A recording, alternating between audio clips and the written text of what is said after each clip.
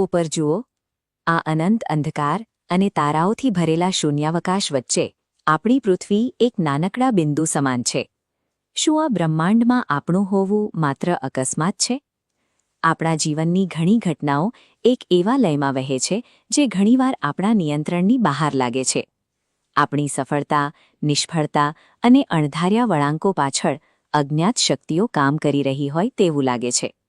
આપણા સૂર્યમંડળમાં અસ્તિત્વ ધરાવતી 9 પ્રચંડ શક્તિઓ સતત આપણા પર પ્રભાવ પાડી રહી છે. સદીઓથી આપણે તેમને એક ચોક્કસ નામથી ઓળખીએ છીએ: 9 ગ્રહ. આ 9 પ્રચંડ ગોળાઓ બ્રહ્માંડમાં એક જીવંત ઊર્જા પ્રસારિત કરી રહ્યા છે. શૂન્યાવકાશને ચીરીને આવતી આ ઊર્જા પૃથ્વી પરના દરેક જીવના અસ્તિત્વને પ્રભાવિત કરે છે. જ્યારે કોઈ આધુનિક ટેલિસ્કોપ ન હતા ત્યારે આપણા પ્રાચીન ઋષિમુનિઓએ આકાશ તરફ જોયું. તેમની પાસે માત્ર એક જ સાધન હતું: તેમની અદ્ભુત ચેતના. આ હસ્તપ્રત જુઓ. ગહન ધ્યાનમાં તેઓએ આકાશમાં ફરતા ગ્રહોની ચોક્કસ ગતિ નોંધી.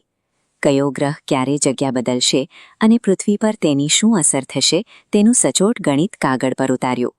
આ જ પ્રાચીન ગણતરીઓએ આજના જ્યોતિષશાસ્ત્રનો પાયો તૈયાર કર્યો. હજારો વર્ષો પહેલાં લખાયેલા આ ગ્રંથોમાં ગ્રહોની ગતિ અને તેમની અસરોનું જે વિવરણ છે તે આધુનિક ખગોળશાસ્ત્રના માપદંડો સાથે આશ્ચર્યજનક રીતે સુસંગત છે.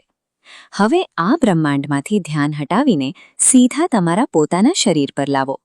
તમારા રોજિંદા જીવનના ઉતાર ચઢાવ પાછળ બ્રહ્માંડીય ઊર્જાની ગતિ રહેલી છે. અવકાશમાં રહેલો દરેક ગ્રહ તમારા અસ્તિત્વના એક ચોક્કસ હિસ્સા સાથે જોડાયેલો છે. સૂર્ય તમારા આત્મવિશ્વાસનું કેન્દ્ર બને છે, તો ચંદ્ર તમારા મનની શાંતિ અને વિચારોની ગતિને પ્રભાવિત કરે છે. આ એનિમેશન બતાવે છે તેમ જ્યારે ગ્રહો પોતાની કક્ષામાં ફરે છે ત્યારે તેઓ પૃથ્વી પર આવતા ઇલેક્ટ્રોમેગ્નેટિક અને કોસ્મિક તરંગોના ક્ષેત્રમાં ફેરફાર કરે છે. આ ફેરફારની સીધી અસર પૃથ્વી પર રહેલા દરેક જીવની આસપાસના ઊર્જા ચક્ર પર પડે છે. દરેક મનુષ્ય વાસ્તવમાં આ બ્રહ્માંડીય ફ્રીક્વન્સીને ગ્રહણ કરતો એક જૈવિક રિસીવર છે. જ્યારે આ બ્રહ્માંડીય ફ્રીક્વન્સીમાં કોઈ અવરોધ પેદા થાય છે ત્યારે તેને ગ્રહદોષ કહેવામાં આવે છે.